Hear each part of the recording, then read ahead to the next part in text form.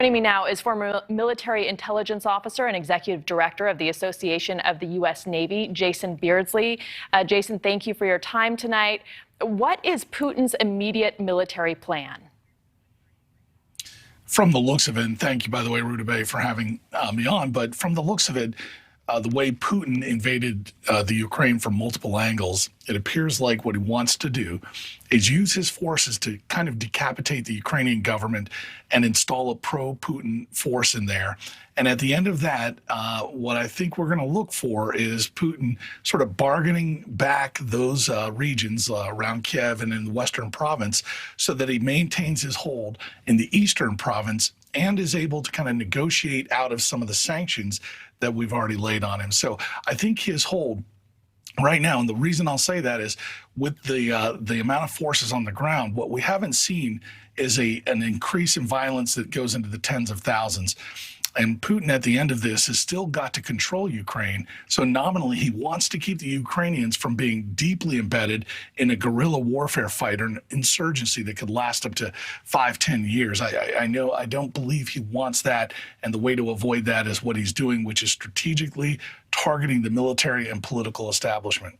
And what do you think his next move is, maybe tomorrow or in the coming days? So in the next day or so, in the coming days, I think what he's going to do, or what we're going to see from Vladimir Putin, likely again is an extension of what he's already done, which is take strategic points, the airport, the airfields, logistic routes, communication nodes, the government buildings, the being able to land and move gear and move personnel and equipment throughout the country is going to be critical for him. What he doesn't have is complete control of the terrain. And so he's got to be very careful. But with all the forces that we're seeing there, it could get very dangerous, very violent quickly. We've already heard that from Brian Stern, who came to us from Project Dynamo. This doesn't look like a good situation in the next few days. So we need to hold on. Yeah, and so many people waiting with bated breath here. The list of countries imposing sanctions on Russia is growing. President Biden has high hopes for these sanctions. Take a listen to what he said. The notion that this is going to last for a long time is highly unlikely as long as we continue to stay resolved in imposing the sanctions we're going to impose on Russia, period. How effective are those sanctions, though? Well, even the president himself, during the press conference early on, said they knew they were not going to be that effective, at least in stopping Vladimir Putin from the invasion. I think they've admitted, and if you listen to the White House carefully, you'll hear them say they sort of have been ceding the eastern province for some time now, or at least hinting to the fact that we weren't going to do anything. I think they recognize that the sanctions are not going to stop or change his behavior. And if they were, he was going to need, President Biden was going to need to involve all 27 EU countries. And you heard him today say that the EU was not interested in the SWIFT sanctions. That's the raft of bank sanctions that would remove Russia from the sort of world global economy. But if the other partners aren't on board with that, then that's going to be very difficult for him to do. So we're seeing a limit to how effective they're going to be. Okay, so the billion-dollar question, how does anyone stop Putin at this point? Well, this is now very difficult to do. We lost a lot of leverage when Putin invaded. Our time to really interject or change the outcome was last week.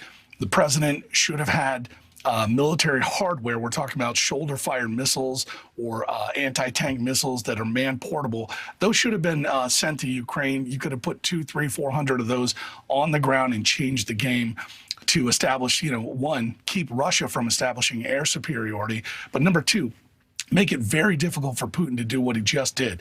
Now that we've lost that initiative, we don't have a lot of leverage to go after him. What we would have to do, but this is a longer-term process, is to have deep energy supplies, be able to have an alternate plan, a robust plan for importing and exporting oil, liquid natural gas to Europe, because we are reliant on Europe, our partners, to come along with us, but Europe is reliant on Russia for their energy supplies. So that's a tough prospect, and now that puts us in the passenger seat waiting to see what Putin's going to do. We didn't come into this situation very smartly.